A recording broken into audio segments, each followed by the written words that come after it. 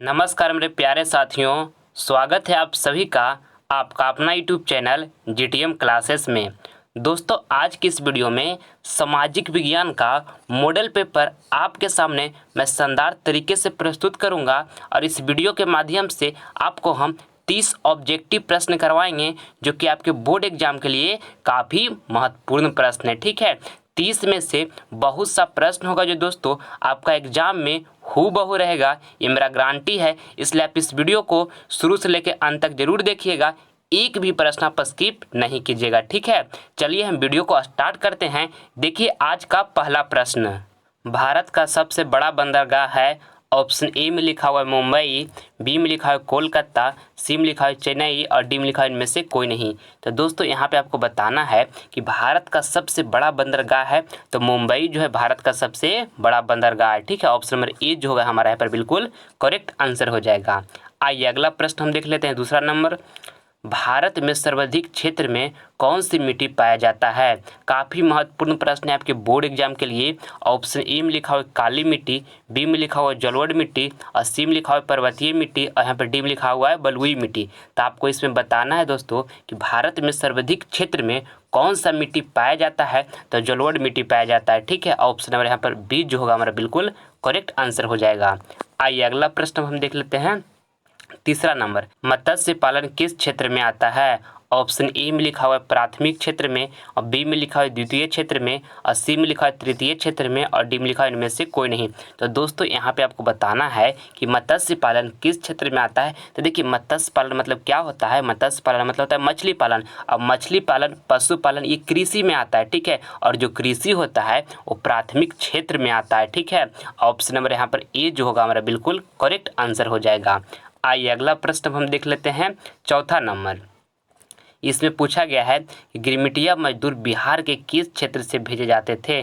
काफ़ी महत्वपूर्ण प्रश्न है आपके बोर्ड एग्जाम के लिए। ऑप्शन ए में लिखा हुआ है पूर्वी क्षेत्र से और बी में लिखा है पश्चिमी क्षेत्र से और सी में लिखा है उत्तरी क्षेत्र से और डी में लिखा है दक्षिणी क्षेत्र से। तो यहाँ पे आपको बताना है दोस्तों गिरमिटिया मजदूर बिहार के किस क्षेत्र से भेजे जाते थे। तो पश्चिमी क्षेत्र से भेजे जाते थे। ठीक है, ऑप्शन नंबर यहाँ पर बी जो होगा हमारा बिल्कुल करेक्ट आंसर हो जाएगा। और देखिए एक प्रश्न और भी आपका बोर्ड एग्जाम में इस तरह से पूछ लिया जाता है कि गिरमिटिया मजदूर किसे कहा जाता था। तो गिरमिटिया मजदूर दोस्तों अनुबंधित मजदूरों को कहा जाता था। ठीक है, इसको आपको याद रखना है।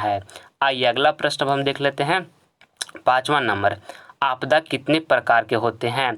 ऑप्शन ए में लिखा हुआ है 2 और बी में लिखा हुआ है 3 और सी में लिखा हुआ है 4 और डी में लिखा हुआ है 5। तो यहाँ पे आपको बताना है दोस्तों कि आपदा कितने प्रकार के होते हैं।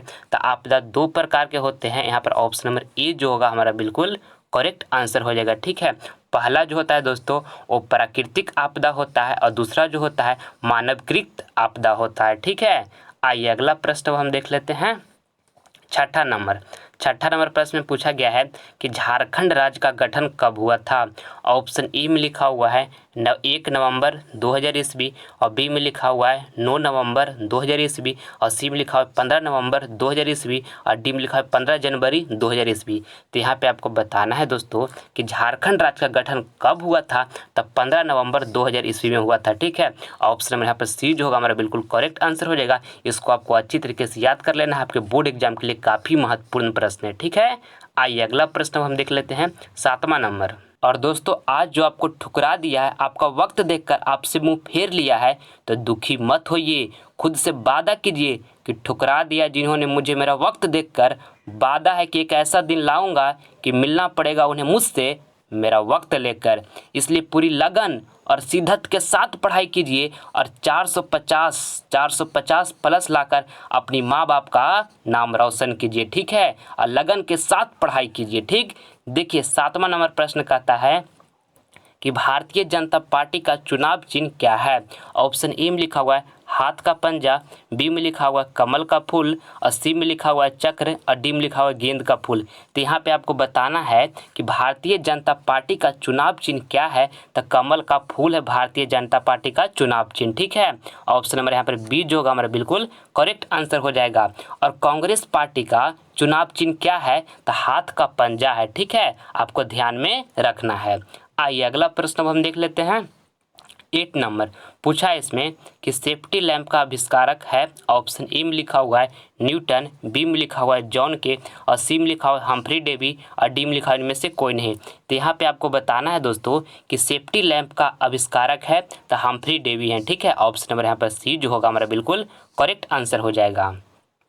आइए अगला प्रश्न अब हम देख लेते हैं 9 नंबर। भारत का प्रथम जल विद्युत संयंत्र की स्थापना कहाँ हुई थी?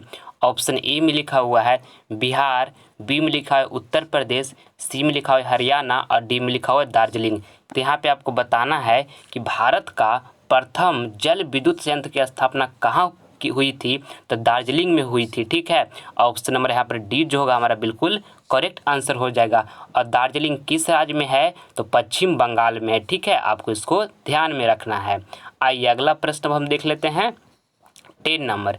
इसमें पूछा गया है कि सौर ऊर्जा निम्न में से कौन सा संसाधन है? ऑप्शन ए में लिखा हुआ है अनवीकरणीय, बी में लिखा है नवीकरणीय, और सी में लिखा हुआ है जैव, और डी में लिखा हुआ है चक्रीय। तो यहाँ पे आपको बताना है दोस्तों कि सौर ऊर्जा निम्न में से कौन सा संसाधन है? तो नवीकरणीय संसाधन है। ठीक है, ऑप्शन नंबर यहाँ पर बी जो होगा हमारा बिल्कुल करेक्ट आंसर हो जाएगा। देखिए नवीकरणीय संसाधन हम किसे कहते हैं? तो वैसा संसाधन जिसे हम बार बार उपयोग कर सकते हैं उसे हम नवीकरणीय संसाधन कहते हैं। ठीक है, अनवीकरणीय संसाधन किसे कहते हैं? तो वैसा संसाधन जिसे हम बार बार उपयोग नहीं कर सकते हैं उसे हम अनवीकरणीय संसाधन कहते हैं। ठीक है, आपको इसको ध्यान में रखना है। आइए अगला प्रश्न हम देख लेते हैं 11 नंबर। इसमें कहा है कि यंग इटली की स्थापना किसने की? ऑप्शन ए में लिखा हुआ है बिस्मार्क, बी में लिखा हुआ है मेजनी, सी में लिखा है नेपोलियन, और डी में लिखा हुआ है हिटलर। तो यहाँ पे आपको बताना है दोस्तों इस प्रश्न में कि यंग इटली की स्थापना किसने की? तो मेजनी ने किए थे यंग इटली का स्थापना। ठीक है, ऑप्शन नंबर बी जो होगा हमारा बिल्कुल करेक्ट आंसर हो जाएगा। आपको इसको अच्छी तरीके से याद रखना है। देखिए 12 नंबर प्रश्न कहता है कि बिहार का शोक किस नदी को कहते हैं? ऑप्शन ए में लिखा हुआ है गंगा, बी में लिखा हुआ है पुनपुन, और सी में लिखा हुआ है कोसी, और डी में लिखा हुआ है यमुना। तो यहाँ पे आपको बताना है दोस्तों कि बिहार का शोक किस नदी को कहते हैं? तो कोसी नदी को कहते हैं बिहार का शोक। ठीक है, ऑप्शन नंबर यहाँ पर सी जो होगा हमारा बिल्कुल करेक्ट आंसर हो जाएगा। आइए अगला प्रश्न हम देख लेते हैं 13 नंबर। सारा प्रश्न दोस्तों आपके बोर्ड एग्जाम के लिए काफ़ी महत्वपूर्ण है। एक भी प्रश्न आप स्किप ना करें, सारे प्रश्न को पूरी कंसंट्रेशन के साथ देखें। ठीक है, इसमें पूछा गया है कि इटली तथा जर्मनी वर्तमान में किस महादेश के अंतर्गत आते हैं? ऑप्शन ए में लिखा है उत्तरी अमेरिका, और बी में लिखा है दक्षिणी अमेरिका, और सी में लिखा है यूरोप, और डी में लिखा हुआ है पश्चिमी एशिया। तो यहाँ पे आपको बताना है दोस्तों कि इटली तथा जर्मनी वर्तमान में किस महादेश के अंतर्गत आते हैं? तो यूरोप के अंतर्गत आते हैं। ठीक है, ऑप्शन नंबर यहाँ पर सी जो होगा हमारा बिल्कुल करेक्ट आंसर हो जाएगा। आइए अगला प्रश्न हम देख लेते हैं 14 नंबर। मेजनी का संबंध किस संगठन से था? ये प्रश्न दोस्तों आपके बोर्ड एग्जाम के लिए काफ़ी महत्वपूर्ण प्रश्न है। आपसे इसमें पूछा गया है कि मेजनी का संबंध किस संगठन से था? तो मेजनी का संबंध कार्बोनरी से था। ठीक है, ऑप्शन नंबर यहाँ पर बी जो होगा हमारा बिल्कुल करेक्ट आंसर हो जाएगा। आपको इसको अच्छी तरीके से याद कर लेना है। आइए अगला प्रश्न हम देख लेते हैं 15 नंबर। इसमें पूछा गया है कि भारत में राष्ट्रीय आय की गणना कौन करता है? ऑप्शन ई में लिखा हुआ है वित्त विभाग, और यहाँ पे बी में लिखा हुआ है रिजर्व बैंक ऑफ इंडिया, और सी में लिखा हुआ है केंद्रीय सांख्यिकी संगठन, और यहाँ पे डी में लिखा हुआ है राष्ट्रीय विकास परिषद। तो इस प्रश्न में आपको यहाँ से बताना है दोस्तों कि भारत में राष्ट्रीय आय की गणना कौन करता है? तो केंद्रीय सांख्यिकी संगठन करता है। ठीक है, ऑप्शन नंबर यहाँ पर सी जो होगा हमारा बिल्कुल करेक्ट आंसर हो जाएगा। आइए अगला प्रश्न हम देख लेते हैं 16 नंबर। इसमें पूछा गया है कि गदर पार्टी का स्थापना किसने किया? ऑप्शन ए में लिखा हुआ है चंद्रशेखर आज़ाद, और बी में लिखा हुआ है गुरु दयाल सिंह, और सी में लिखा हुआ है सोहन सिंह, और डी में लिखा हुआ है लाला हरदयाल। तो यहाँ पे 16 नंबर प्रश्न में आपको बताना है दोस्तों कि गदर पार्टी का स्थापना किसने किया? तो लाला हरदयाल ने किए थे। ठीक है, ऑप्शन नंबर यहाँ पर डी जो होगा हमारा बिल्कुल करेक्ट आंसर हो जाएगा। आइए अगला प्रश्न हम देख लेते हैं 17 नंबर। श्वेत क्रांति का संबंध किससे है? ऑप्शन ए में लिखा हुआ है कागज, बी में लिखा हुआ है कपास और सी में लिखा हुआ है चीनी और डी में लिखा हुआ है दूध।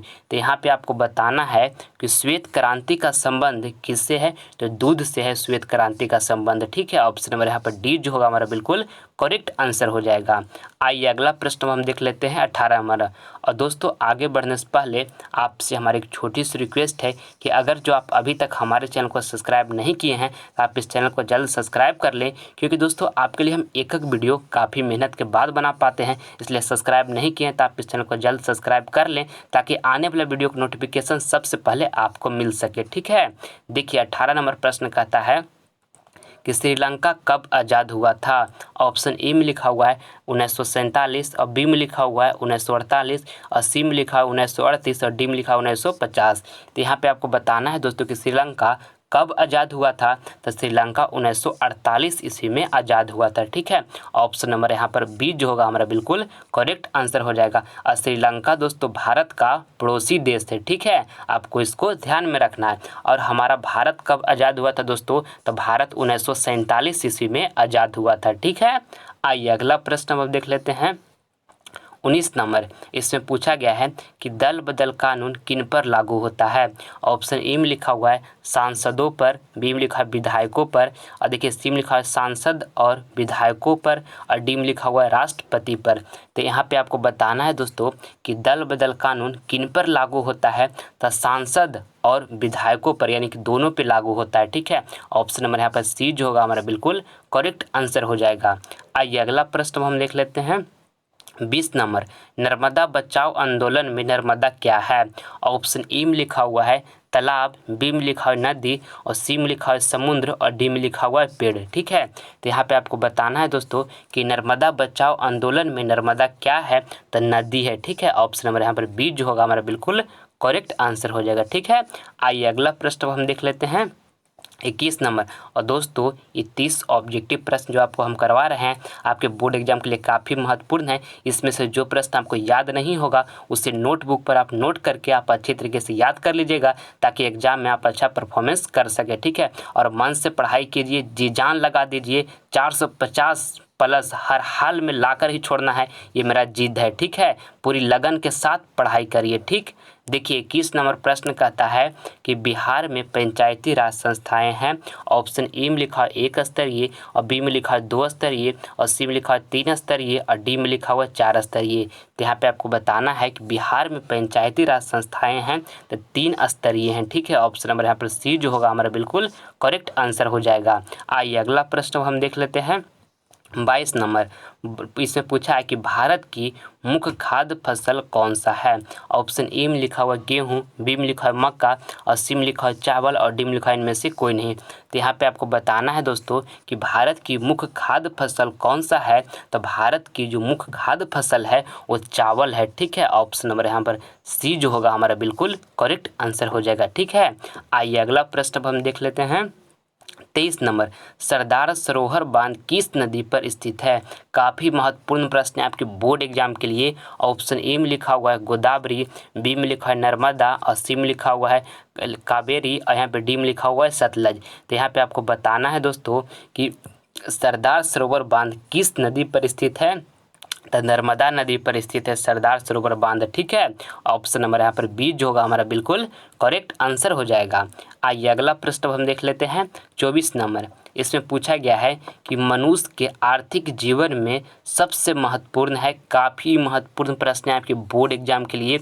ऑप्शन ए में लिखा हुआ है जमीन, बी में लिखा हुआ है मुद्रा और सी में लिखा हुआ है खेतों का कागज और डी में लिखा हुआ है मालगुजारी का रसीद। तो यहाँ पे आपको बताना है कि मनुष्य के आर्थिक जीवन में सबसे महत्वपूर्ण है तो मुद्रा है सबसे महत्वपूर्ण। ठीक है, मनुष्य के आर्थिक जीवन में ऑप्शन नंबर यहाँ पर बी जो होगा हमारा बिल्कुल करेक्ट आंसर हो जाएगा। आइए अगला प्रश्न हम देख लेते हैं 25 नंबर। राजनीतिक दलों की नींव सर्वप्रथम किस देश में पड़ी। ये भी प्रश्न काफ़ी महत्वपूर्ण है आपके बोर्ड एग्जाम के लिए। ऑप्शन ए में लिखा हुआ है भारत में, बी में लिखा है फ्रांस में और सी में लिखा है ब्रिटेन में और डी में लिखा हुआ है संयुक्त राज्य अमेरिका में। तो यहाँ पे आपको बताना है दोस्तों कि राजनीतिक दलों की नींव सर्वप्रथम किस देश में पड़ी, तो ब्रिटेन में पड़ी थी। ठीक है, ऑप्शन नंबर यहाँ पर सी जो होगा हमारा बिल्कुल करेक्ट आंसर हो जाएगा। आइए अगला प्रश्न हम देख लेते हैं 26 नंबर। जालियांवाला बाग हत्याकांड कब हुआ था? काफ़ी महत्वपूर्ण प्रश्न है आपके बोर्ड एग्जाम के लिए। ऑप्शन ए में लिखा है 13 अप्रैल 1919 और यहाँ पर बी में लिखा है 14 अप्रैल 1920 और सी में लिखा है 15 अप्रैल 1919 और डी में लिखा है 16 अप्रैल 1920। तो यहाँ पे आपको बताना है दोस्तों कि जालियांवाला बाग हत्याकांड कब हुआ था। तो 13 अप्रैल 1919 ईस्वी को जालियांवाला बाग हत्याकांड हुआ था। ऑप्शन नंबर ए यहाँ पर हमारा बिल्कुल करेक्ट आंसर हो जाएगा। इसको आपको अच्छी तरीके से याद रखना है कि जालियांवाला बाग हत्याकांड कब हुआ था। तो 13 अप्रैल 1919 ईस्वी को जालियांवाला बाग हत्याकांड हुआ था। आइए अगला प्रश्न हम देख लेते हैं 27 नंबर। और दोस्तों अगर जो आप हमारा अदर सब्जेक्ट का वीडियो देखना चाहते हैं तो आप हमारे डिस्क्रिप्शन में जाइए, वहाँ पे लिंक मिल जाएगा। सारा सब्जेक्ट का दोस्तों प्लेलिस्ट का लिंक मिल जाएगा, ठीक है। और जितना भी उस वीडियो में हम प्रश्न को कवर किए हैं वो आपके 2022 बोर्ड एग्जाम के लिए काफ़ी महत्वपूर्ण प्रश्न है। एक बार आप उसे ज़रूर देखिए, आपको उससे काफ़ी मदद मिलेगा, ठीक है। देखिए 27 नंबर प्रश्न कहता है कि असहयोग आंदोलन कब शुरू हुआ। ऑप्शन ए में लिखा 1919, बी में लिखा 1920 और सी में लिखा 1930 और यहाँ पे डी में लिखा 1942। तो यहाँ पे आपको बताना है दोस्तों कि असहयोग आंदोलन कब शुरू हुआ। तो 1920 ईस्वी में असहयोग आंदोलन शुरू हुआ था, ठीक है। ऑप्शन नंबर यहाँ पर बी जो होगा हमारा बिल्कुल करेक्ट आंसर हो जाएगा। आइए अगला प्रश्न हम देख लेते हैं 28 नंबर। इसमें पूछा गया है कि सांप्रदायिक राजनीति किस पर आधारित है। ऑप्शन ए में लिखा हुआ है धर्म पर, बी में लिखा है जाति पर और सी में लिखा हुआ है क्षेत्र पर और डी में लिखा है इनमें से कोई नहीं। तो आपको यहाँ पे बताना है दोस्तों कि सांप्रदायिक राजनीति किस पर आधारित है। तो धर्म पर आधारित है, ठीक है। ऑप्शन नंबर यहाँ पर ए जो होगा हमारा बिल्कुल करेक्ट आंसर हो जाएगा। आइए अगला प्रश्न हम देख लेते हैं 29 नंबर। किस राज्य में पूछा है कि किस राज्य में खनिज तेल का विशाल भंडार है। काफ़ी महत्वपूर्ण प्रश्न है आपके बोर्ड एग्जाम के लिए। ऑप्शन ए में लिखा हुआ है राजस्थान, बी में लिखा हुआ बिहार और सी में लिखा हुआ असम और डी में लिखा हुआ उत्तर प्रदेश। तो आपको यहाँ पे बताना है दोस्तों कि किस राज्य में खनिज तेल का विशाल भंडार है। तो असम में जो है असम राज्य में खनिज तेल का विशाल भंडार है, ठीक है। ऑप्शन नंबर यहाँ पर सी जो होगा हमारा बिल्कुल करेक्ट आंसर हो जाएगा। आइए अगला प्रश्न हम देख लेते हैं 30 नंबर। विश्व पर्यावरण दिवस कब मनाया जाता है। ये भी प्रश्न आपके बोर्ड एग्जाम के लिए काफ़ी महत्वपूर्ण है, बहुत बार आपका एग्जाम में पूछा गया है, ठीक है। ऑप्शन ए में लिखा है 5 जनवरी को और बी में लिखा है 5 जून को और सी में लिखा है 5 अगस्त को और डी में लिखा है 5 अप्रैल को। तो यहाँ पे आपको बताना है दोस्तों कि विश्व पर्यावरण दिवस कब मनाया जाता है। तो 5 जून को विश्व पर्यावरण दिवस मनाया जाता है। ऑप्शन में यहाँ पर बी जो होगा हमारा बिल्कुल करेक्ट आंसर हो जाएगा। आइए अगला प्रश्न हम देख लेते हैं HW का प्रश्न। ये प्रश्न आपको होमवर्क में दिया जा रहा है, इसका जवाब आपको कमेंट बॉक्स में देना है कि चारों ऑप्शन में से कौन ऑप्शन बिल्कुल सही होगा, ठीक है। देखिए प्रश्न कहता है कि निम्नलिखित में खरीफ फसल कौन है। ऑप्शन ए में लिखा हुआ है गेहूं और बी में लिखा है सरसों और सी में लिखा है चावल और डी में लिखा है मटर। तो चारों ऑप्शन में से जो ऑप्शन आपको सही लगेगा इसका जवाब आप हमारे कमेंट बॉक्स में जरूर दीजिएगा। आपका कमेंट का हम प्रतीक्षा करेंगे, ठीक है। मैं उम्मीद करता हूं दोस्तों कि वीडियो आपको पसंद आया होगा, तो प्लीज़ आप इसे लाइक करें, अपने दोस्तों में शेयर करें और आप हमारे चैनल पर नए हैं तो आप इसे सब्सक्राइब कर लें ताकि आने वाले वीडियो की नोटिफिकेशन सबसे पहले आपको मिले। मिलते हैं दोस्तों आपसे अगले वीडियो में, तब तक के लिए जय हिंद जय भारत।